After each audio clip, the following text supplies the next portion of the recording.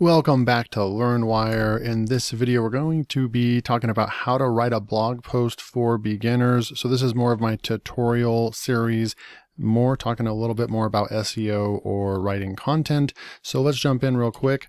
So the first thing that you're going to want to do, and we're going to be looking at this as a beginner, and the outline I'm going to be going over is going to be more of a beginner's type outline. So it's not going to be, getting into highly advanced outline structures, but this will work for most, I'd say 80 to 90% of the topics you would be covering. This type of structure will work just fine, and it's really easy to get started with this structure. So the first thing you're going to want to do is brainstorm ideas. And as far as brainstorming, I actually like to do this kind of like on my own, even without using software. What do I want to write about? I'll get it on the whiteboard, or I'll use an Excel document or a Word or Google Doc, and just maybe start writing things from that I'm coming up with off the cuff, things that I'm thinking about in my own brain, just to get the ball rolling on some different topics that that my mind is thinking about and that wants to maybe write about inside of the niche that I'm in. Okay, so then once you do that, then you are going to want to take some of those ideas and then go to a research tool, do proper keyword research for your blog post. You actually want to see if that topic is something that people are actually looking up or searching in the search engines, right? So if people aren't searching that topic in Google, maybe only 100 people or less are searching for that per month, it's not really worth your while to go out and create a 2,000 to 3,000 word blog post on that topic. When no one's really searching for it, you're not really solving anybody's problem with that topic. So you want to be sure, you don't want to lean solely on keyword research tools, but they do come in handy with just getting a market assessment on what the traffic and looks like for and what the audience size is. Okay, so as far as keyword research tools, you can use any of them. Ahrefs, you can use SEMrush, you can use Ubersuggest. You can use Rank IQ that has keywords inside of it as well. You can use WriterZen. You can use, what's the other one? Longtail Pro. There's a lot of different keyword research tools out there, and I don't think that any of them are exceptionally way better than others. I would say that SEMrush and Ahrefs probably have the market as far as just their reputation for having the highest quality tool. They're also the most expensive, but you don't need them. You can also use Ubersuggest as a nice second to those tools that's still going to give you a lot of good metrics for your keywords. So once you do that, you have your keyword that you're going to go and write about. We don't necessarily know what our title is going to be, and this is where it gets kind of confusing. In the old SEO days, you would specifically go after a keyword, and that's the only thing you would really put in your title. Well, today it's a little bit different than that. You don't necessarily have to only have that. You're going to be ranking for a lot of different words for your high quality blog post. So it's not as much about going after one keyword per se. So you don't want you still want to write for an appeal. You want to have a title that's going to be attractive when it's ranking on Google. This will get a high click-through rate.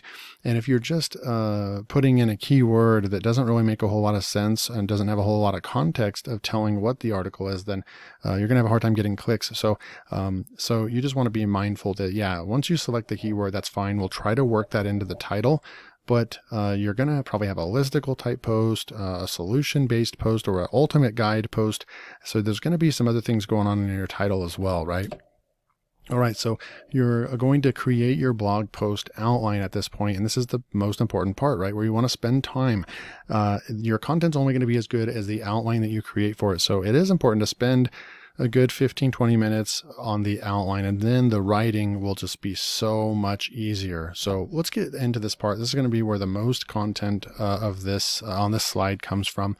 So you're going to start with an introduction, and then and that's going to be before your H2 tag. Of course, some of these technical things, guys, I know you're going to maybe you can drop some feedback. I don't mind.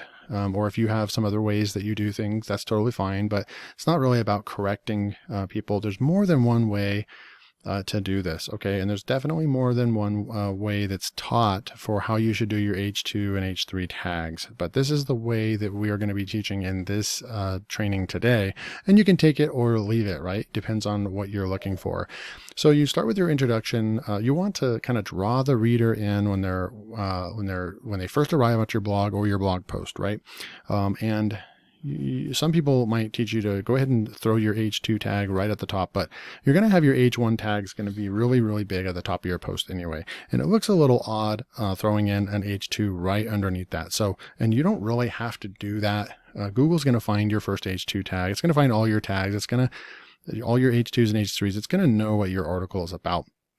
The introduction, before you put an H2 tag, a good paragraph enticing the reader, explaining what a problem is, and explaining what kind of capturing their interest, if you will, is going to go far. It's going to go a lot further than just putting an H2 tag at the top. Okay, so how do we do this? So in your introduction, you're going to have a problem, you're going to have a symptom, and you're going to have a solution, right? So what is the problem? And these can be simple things like if someone doesn't know how to tie their shoe, well, the problem with that you don't know how to tie your shoe, then you're going to be tripping over your shoelaces, right? And then you're going to go in and talk about the symptom, and then the solution, obviously, taking the steps to learn how to tie your shoe is going to save you from the symptoms and the problems, right? So these can be 1 to 2 liners, right? And before you know it, you have a 4 or 5 sentence intro paragraph, very enticing. And then you're going to lead into your main idea. Now, here's the thing. Your main idea, you're just going to come right back up to the top. It's going to be your problem. Okay. You're going to put your problem on there. Develop this in depth. Develop it in depth from the intro problem. And this is going to be an H2. Okay. So this will be like your first H2 tag. And then underneath that, we're going to talk about, how did you notice this problem? And so anything that's a main idea that's underneath the H2 right here, you're going to go ahead and label it as an H3. Now you don't have to, so H3s are optional.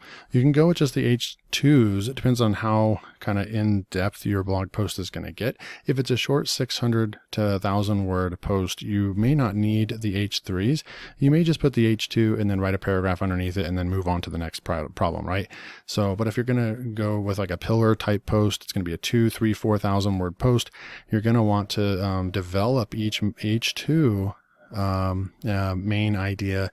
You're going to want to develop it into several H3s, if that makes sense. Okay. So we're going to keep going. Why does this problem persist is going to be another H3. Do another paragraph or 2 about that. And then why you think people resist changing this. And this is totally just like it's just an example type outline.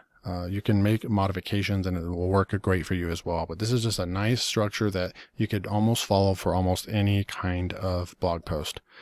All right, so experts or research that agrees with you. So you want to back up your claims or back up what you're saying about the problem. Okay. So then now we're going to lead into main idea number 2. We're going to dive into the symptoms, and you're going to want to start trying to relate to the reader, right? And once we do that, we're going to talk about the dangers of the problem. We're going to talk about what this problem looks like, and then things you might not have realized about are part of the problem. Okay. So this is where you're going to get kind of into the research. They're going to learn a lot more about this problem and the symptoms as well. Then you're going to go into main idea number 3, the solution. Discuss the future. This is going to be another H2 tag. Then you're going to go in, maybe a small introduction right there. And then you're going to say, what does the world look like without the problem? And you can relate all this to your main topic, right? This is pretty broad because this is just like a template outline. But you can, obviously, let's go back to the funny shoelace idea. Don't know why that came in my head today. But what does the world look like without the problem? Well, if everybody knows how to tie their shoes, then people there would be less basketball games with NBA players or people playing basketball that have to stop while everyone's watching them tie their shoes because they didn't tie their shoe properly, or they didn't double knot it.